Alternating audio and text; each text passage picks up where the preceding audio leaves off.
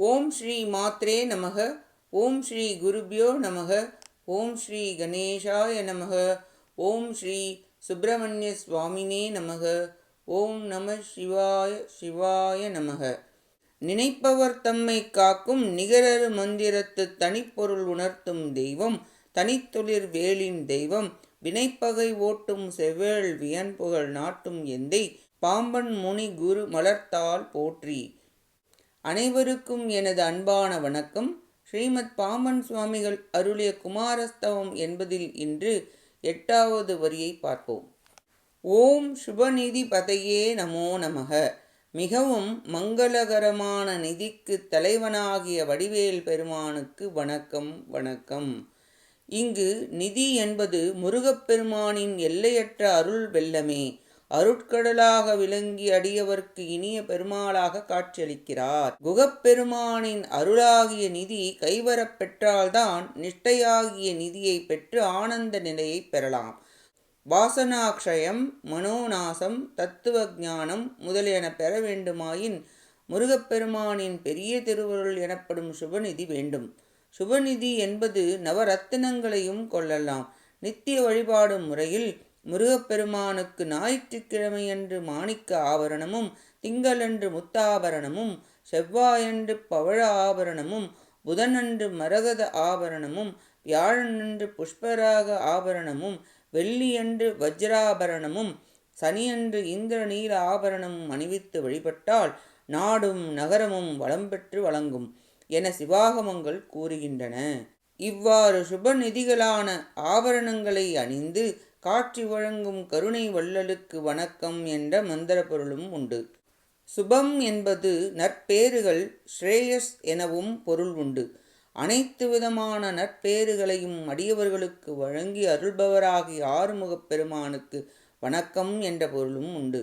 மோட்சத்தை நாடுவோருக்கு மோட்சத்தையும், சந்தேகங்களை போக்கி தெளிந்த ஞானத்தை அளிப்பவராகவும், பாவத்தை செய்பவர்களை தூய்மைப்படுத்தியும், வினை தொடர்புகளை அழித்தும் அவித்தையை போக்குபவராகவும் விளங்கும் முருகப்பெருமானே சுபம் எனப்படுவதை நிதியாக கொண்டு அளிப்பவராக திகழ்கிறார். பிரளய காலத்தில் குகப்பெருமானே எல்லா உலகங்களையும் சுபத்தின் பொருட்டு நிதி போன்று ஒடுக்கப்பட்டு விளங்குவதால் குகப்பரம்பொருளே சுபநிதியாவார். சுபம் சிவம் ஒரு பொருளையே குறிக்கும். சுபநிதியாக விளங்கும் பதி சுபநிதி பதி. திருநீற்றை விரும்பி அணியும் செவ்வேள் பரமனின் திருவடிகளே அடியவர்களுக்கு சுபநிதிகளாக திகழ்கின்றன. இவ்வாறெல்லாம் ஞானப் பெருமக்களால் துதிக்கப் பெறும் சுபநிதிகளாக விளங்குகின்ற 2 திருவடிகளை உடைய முருகப்பெருமானுக்கு வணக்கம் என்பது மந்திர பொருள். அடுத்து வரும் 9வது வரியான ஓம் நரபதி பதையே நமோ நம என்பதின் பொருளை பார்ப்போம். மக்களை நன்முறையில் ஆளுகின்ற அரசர்கள், மாமன்னர்கள் முதலானோரை அவ்வுயிர் நிலையில் அமர்த்தும் பெரும் தலைவனாக விளங்குபவருக்கு வணக்கம் வணக்கம். நரபதி நரர்களுக்கு பதி, மக்களை ஆள்வோர் அவர்களுக்கு பதி. பெருங்கடலால் சூழப்பட்ட நில மண்டலத்தை ஆள்பவனே சக்கரவர்த்திகள் எனப்படுவர். அரிச்சந்திரன், அம்பரீஷன், யயாதி, நலன், முச்சுகுந்தன், புரூரவன், கார்த்தவீரியன் முதலானோர் பெரும் சக்கரவர்த்திகளாகத் திகழ்ந்தனர். கரிகால வளவன், ராஜராஜ சோழன், ராஜேந்திர சோழன் முதலானோர்களும் சக்கரவர்த்திகளே. 7 ராஜ்யங்களை ஆள்பவர்கள் அதிராஜர்கள் என்றும், 3 ராஜ்யங்களை ஆள்பவர்கள் நரேந்திரர்கள் என்றும், ஒரு தேசத்தை ஆள்பவர்கள் பாஷ்ணிகன்கள் என்றும், 80 கிராமங்களை அல்லது பாதி தேசத்தை ஆள்பவர்கள் பட்டதரன் என்றும், 60 கிராமங்களை ஆள்பவர்கள் பட்டபாக் என்றும், 40 கிராமங்களை ஆள்பவர்கள் மண்டலேசன் என்றும், 20க்கு மேற்பட்ட ஊர்களுக்கு அதிபதிகளாக விளங்குபவர்கள் பிரகாரகன் என்றும், சில ஊர்களுக்கு மட்டுமே தலைவன் அஸ்தகிராகன் என்றும், ஒவ்வொருவருக்கும் ஒவ்வொரு கிரீடமும் வடிவத்தில் மாறுபடும். இவ்வாறு பேரரசர்களுக்கெல்லாம் அருள் புரிந்து காத்து வேலை ஏந்திய பெருமான் என்பது பொருள்.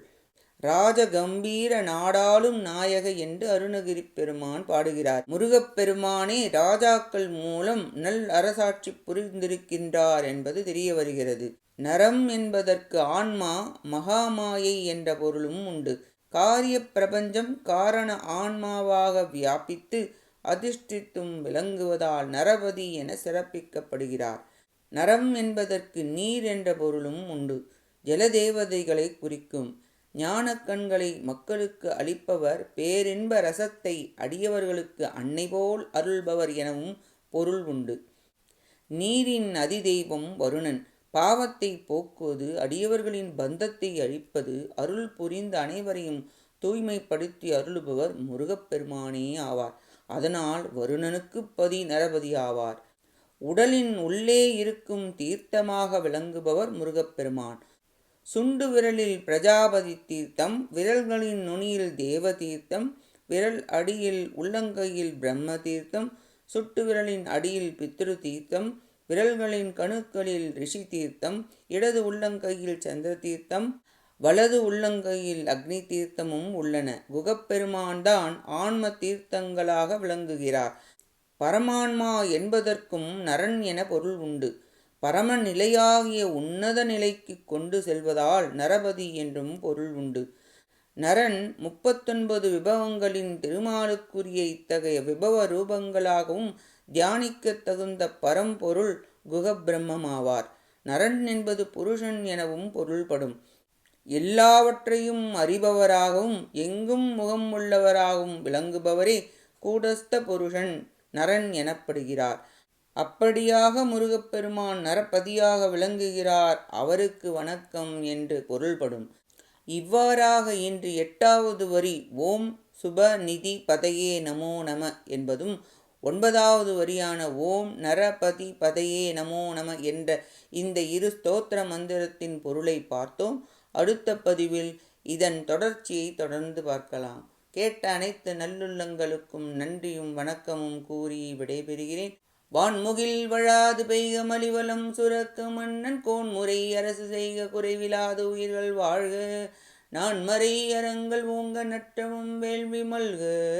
மேன்மைகொள் சைவ நீதி விளங்குக உலகம் எல்லாம். வெற்றிவேல் முருகனுக்கு அரோஹரா. காஞ்சி குமரகோட்ட முருகனுக்கு அரோஹரா. நன்றி, வணக்கம். வேலும் மயிலும் துணை. ஓம் சரவண பவ. முருகா சரணம். திருச்சிற்றம்பலம்.